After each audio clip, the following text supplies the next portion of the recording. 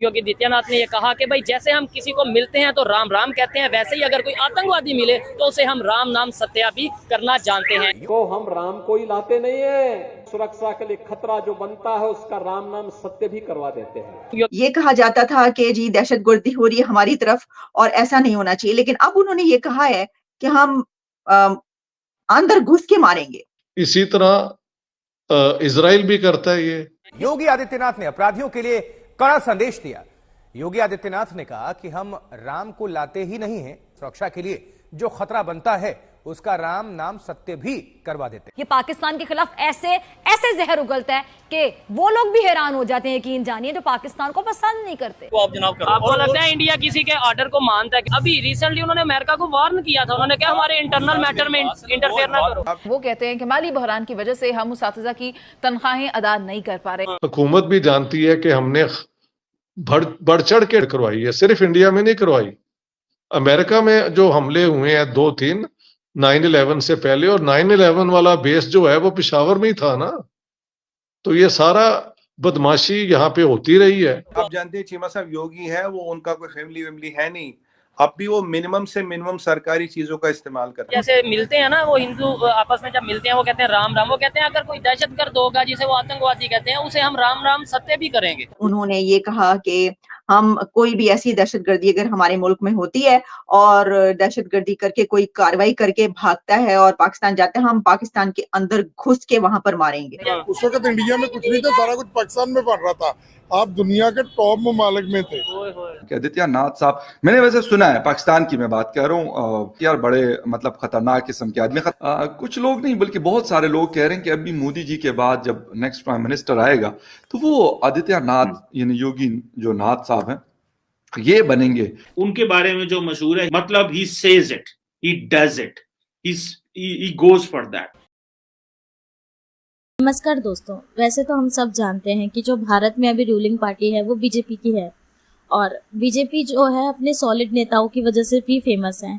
जैसे मोदी जी को तो हम सब जानते हैं जो भारत के पीएम हैं, लेकिन यूपी के मुख्यमंत्री योगी आदित्यनाथ, वो भी अपनी जो सॉलिड पर्सनैलिटी की वजह से ही फेमस हैं, और वो हमेशा बहुत जल्दी और बहुत कड़े जो है नियम बनाते हैं गलत लोगों के लिए। जो लोग अपनी दादागिरी करते हैं, गुंडागर्दी करते हैं या कुछ भी तरह का गलत काम करते हैं, उनके लिए जो है वो कड़े नियम बनाते हैं और उनको कड़ी सज़ा भी देते हैं, और ऐसी ऐसी सज़ा देते हैं कि आगे जाने वाला देखने वाला जो व्यक्ति है वो चीज़ ना करे दोबारा। तो डर बिठाते हैं लोगों के मन में गलत चीज़ों को लेके। तो अभी उन्होंने जो भाषण दिया उसमें उन्होंने कहा कि हम राम को सिर्फ लाते नहीं हैं, गलत काम करने वालों का राम नाम सत्य भी करते हैं। तो इसे सुन के तो पाकिस्तान खौफ में आ चुका है कि कहीं ये हमारे लिए तो नहीं, कहीं ये हमारे लिए तो नहीं। तो चलिए देखते क्या रिएक्शन है इस पे पाक मीडिया का, और चलते हैं पाक मीडिया की ओर। तो बात तो साफ है कि दूसरी तरफ से ये कहा जाए कि भाई कोई आएगा ही नहीं, यानी कोई आएगा ही नहीं, तो ऐसा होगा ही नहीं। मेरे ख्याल से यही कहना चाहिए, लेकिन पाकिस्तान हुकूमत भी जानती है कि हमने बढ़ चढ़ के करवाई है, सिर्फ इंडिया में नहीं करवाई। अमेरिका में जो हमले हुए हैं 2-3 9/11 से पहले, और 9/11 वाला बेस जो है वो पेशावर में ही था ना, तो ये सारा बदमाशी यहाँ पे होती रही है।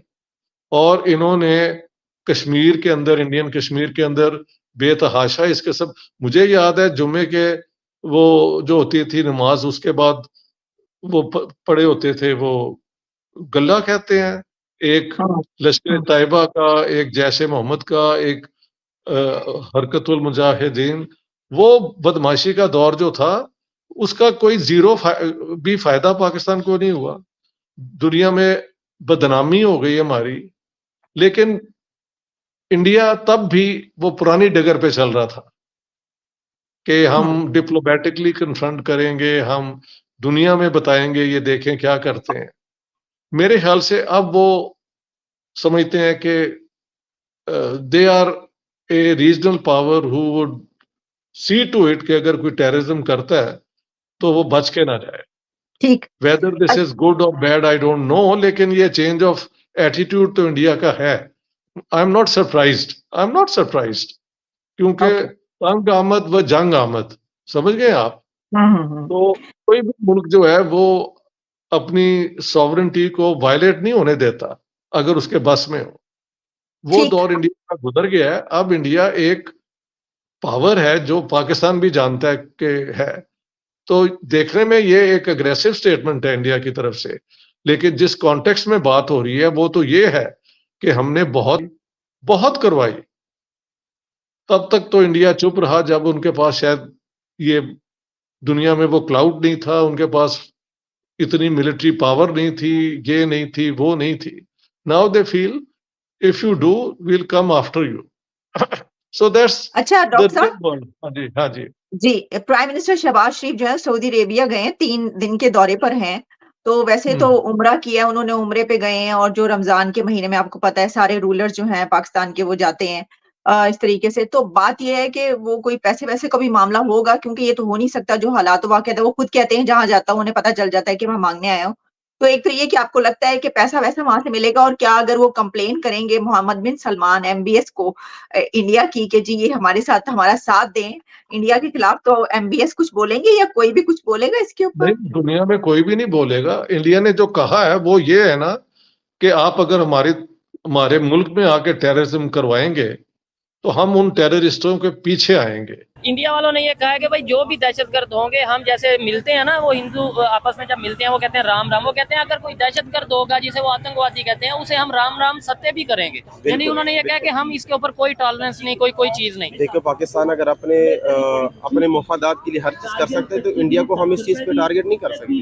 यानी वो अपने कंट्री को महफूज कर रहे हैं। जब अब मोदी है ना, अपने मुल्क के लिए सही है, वो अपने हिंदू के लिए सही है, अपने मुल्क के लिए वो फायदेमंद है, अपने इकोनॉमी उसने आगे बढ़ाई, अपनी मंडी उसने स्ट्रॉन्ग की है। और वो देखें आपने बोला अपने कंट्री के लिए ठीक है, तो कंट्री में तो मुसलमान भी हैं, सिख भी हैं, यानी सबके लिए सबके लिए ठीक है ना। मुसलमान है, अगर हम भी मुसलमान है तो हमें अपने गौर फिक्र करनी चाहिए। ठीक हो बाकायदा ना हम। अच्छा इधर एक कंसेप्ट ये भी जो शुरू से मैं भी सुनता आया हूँ, अभी सर ने भी ये बात की है कि जब उधर इलेक्शन होते हैं ना तो हम बात ये कर देते हैं कि भाई उधर इलेक्शन है तो इसलिए वो पाकिस्तान का नाम लेके जो से अपना वोट लेते हैं। आपको लगता है कि वो पाकिस्तान का नाम लेके अब आज 2024 में वोट लेते हैं? ये चीज अब हम कर रहे हैं, ठीक है ना। जो सीधी बात है इस टाइम हम खुद कर रहे हैं ये चीज। अगर इंडिया में इलेक्शन हो रहे तो यहाँ से जो हमारे भी होते हैं ना कि मीडिया या जो भी होती है ये चलती रहती है, लेकिन हमारी मीडिया ने वो नहीं दिखाना कि जो पाकिस्तान ने किया, हमेशा हमको नेगेटिव ही दिखाया गया। तो ये पॉजिटिव कैसे हो सकता है? मैं अपनी सोच कैसे बदल सकता हूँ? ये भाई लेट्स सपोज एग्जांपल दे रहा हूँ, इनकी सोच कैसे बदल सकता हूँ? यहाँ पे जो लोग हैं कैसे ये पैसे दे सकते हैं कि भाई हमें अपनी गलतियों को ठीक करना है और नेबर के लिए नेगेटिव नहीं पॉजिटिव सोचना है। देखिए जैसे आम आवाम में हमारी यूथ है, अगर ये बुराई को अपने